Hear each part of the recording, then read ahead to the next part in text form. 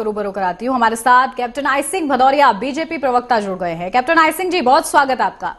और अब से कुछ ही देर में खास मेहमान भी हमारे साथ जुड़ेंगे। संजीत कुमार कांग्रेस नेता और तनुज दीक्षित राजनीतिक विश्लेषक भी हमारे बीच में मौजूद होंगे। लेकिन सबसे पहले कैप्टन आई सिंह भदौरिया जी, आपके पास आ रही हूं क्योंकि आपकी सरकार इस उद्देश्य से इस बिल में संशोधन करना चाहती है कि कहीं ना कहीं वक्फ बोर्ड जो है पूरी पारदर्शिता के साथ काम कर सके, सुव्यवस्थित ढंग से कर सके। लेकिन ये बात आप लोग विपक्ष को समझाने में क्यों नाकामयाब हो रहे हैं?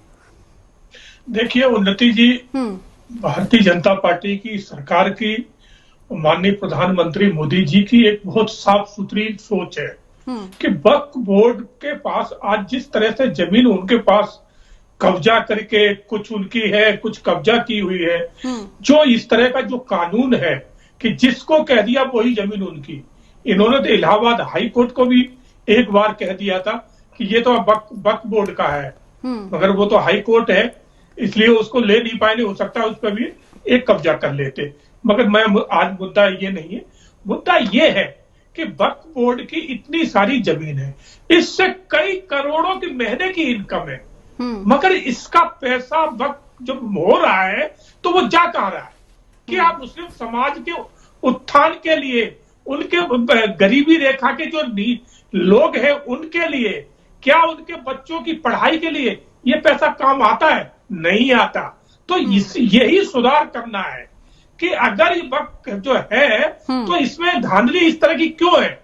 इसका कोई लेखा जोखा नहीं है, कोई हिसाब किताब नहीं कि कितना पैसा इसमें आ रहा है, कितनी जमीन कहां से ली है।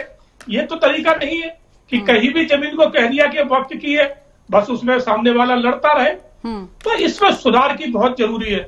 वैसे तो सोचा जाए उन्नति जी कि वक्त की कोई जरूरत ही नहीं वक्फ बोर्ड की। जिस तरह से वक्फ बोर्ड कांग्रेस ने उस टाइम इस तरह के ये बोर्ड बनाए हैं, इनकी कोई जरूरत नहीं थी, मगर एक राजनीतिक वोट बैंक को साधने के लिए, अपना वोट बैंक पक्का करने के लिए इस तरह के कांग्रेस ने बिल बार बार बनाए, एक बार नहीं बार बार बनाए। और दूसरी तरफ जो सर्वाधिक जनसंख्या में हिंदू एक पक्ष है, उसके लिए आजादी से लेके आज दिन तक कोई भी बोर्ड, कोई भी कुछ एक अलग से नहीं बनाया है, मगर एक धर्म के लिए इनका दिल इतना खुला हुआ था कि जिस तरह से इन्होंने दिया है, शुरुआत इन्होंने जम्मू कश्मीर से करी थी, जिसको अलग राज्य का दर्जा देके और हिंदुस्तान से अलग कर दिया। फिर यहीं पे मन नहीं भरा, उनको इतने कानून दे दिए, इतनी शक्तियां दे दी कि आज वो इस देश को दुखदाई हो रही है। तो इनके लिए सुधार करना बहुत जरूरी है।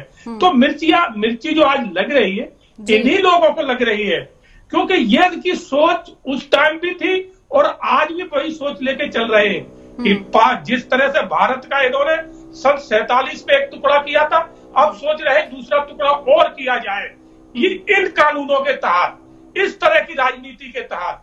मगर भारतीय जनता पार्टी देश का हिंदुत्व और देश का राष्ट्रवाद अब बंटवारा नहीं होने देगा।